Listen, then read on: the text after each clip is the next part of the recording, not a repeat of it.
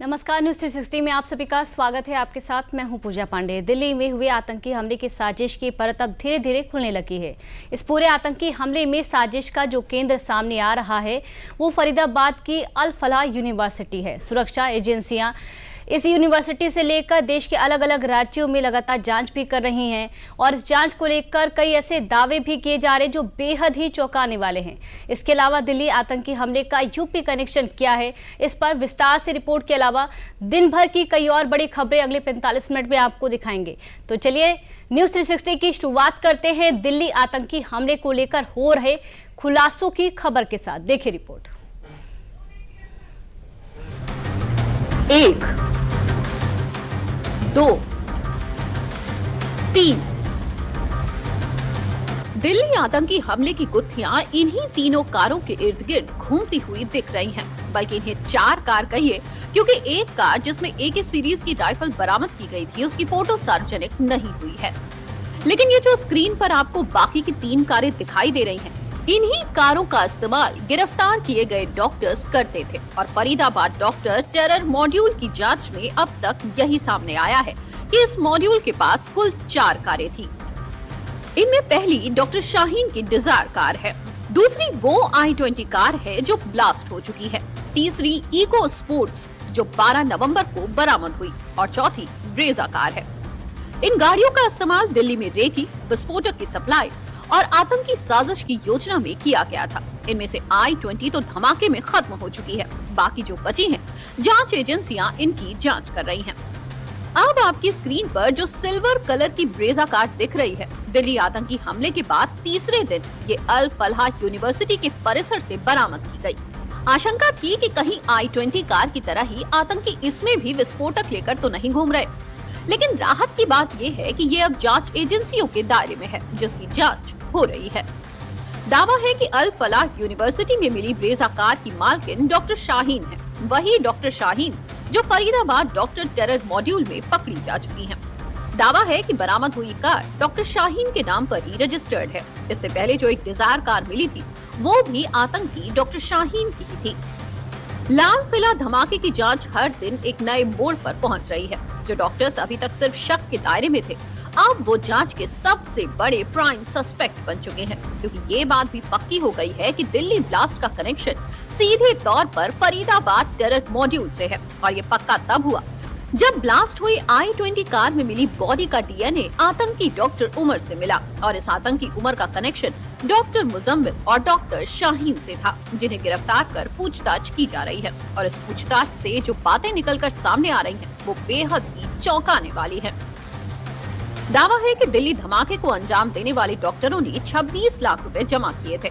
इस पैसे से उन्होंने विस्फोटक बनाने के लिए मटेरियल भी खरीदा था। इस मकसद के लिए डॉक्टरों ने 26 क्विंटल NPK खाद खरीदी थी। NPK खाद नाइट्रोजन, फास्फोरस और पोटेशियम से मिलकर बनी होती है। ये खेती में इस्तेमाल होने वाला सामान्य खाद है। इतने थोक पैमाने पर की गई खाद की खरीदारी भी इन आतंकियों की गिरफ्तारी की एक वजह बनी। दावा ये भी है कि जमा किए गए इस फंड को लेकर आतंकी डॉक्टर उमर और डॉक्टर मुजम्मिल के बीच विवाद भी हुआ था। जांच एजेंसियां अब ये पता लगाने की कोशिश कर रही हैं कि क्या इस विवाद की वजह से भी इन आतंकियों की करतूत पकड़ी गई। अब कारण चाहे जो भी हो, लेकिन माना यही जा रहा है कि इतने बड़े फंड का मिलना इस बात की ओर इशारा करता है कि अभी दिल्ली में जो हुआ है उससे बड़े आतंकी हमले की प्लानिंग चल रही थी और इसका केंद्र अल फलाह यूनिवर्सिटी है। लिहाजा अब इस मॉड्यूल के तह तक जाने के लिए जांच एजेंसियां इस फंड के पीछे की वजह तलाशने में जुट गई हैं, ताकि ये पता चल सके कि इसके तार और कहां-कहां से जुड़े हुए हैं। इस मामले में अब ईडी भी सक्रिय हो गया है। ईडी को शक है कि यूनिवर्सिटी के जरिए विदेशी फंडिंग और मनी लॉन्ड्रिंग का नेटवर्क चलाया जा रहा था। ईडी जल्द ही अल फलाह यूनिवर्सिटी की फंडिंग सोर्स, उसके दुबई कनेक्शन और उससे जुड़े खातों की जांच शुरू करेगी। दावा है कि ईडी की टीम ने यूनिवर्सिटी से जुड़े कई वित्तीय लेन देन के दस्तावेज पहले ही तलब कर लिए हैं।